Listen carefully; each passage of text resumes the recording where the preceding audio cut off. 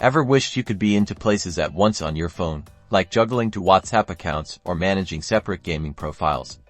Today, we're unlocking that power making dual apps on Android. First, we need to access your phone's settings. Look for the gear icon, usually found on your home screen or in your app drawer. Tap that to open up the main settings menu.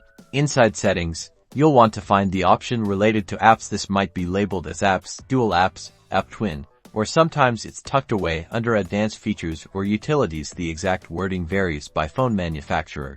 Once you locate the dual apps feature, tap on it. You'll typically see a list of apps that support this functionality. These are usually social media apps, messaging apps, and some games. Now, simply find the app you want to duplicate. Let's say WhatsApp and toggle the switch next to it to the on position. You'll see a confirmation message, and the system will start creating the second instance. See that?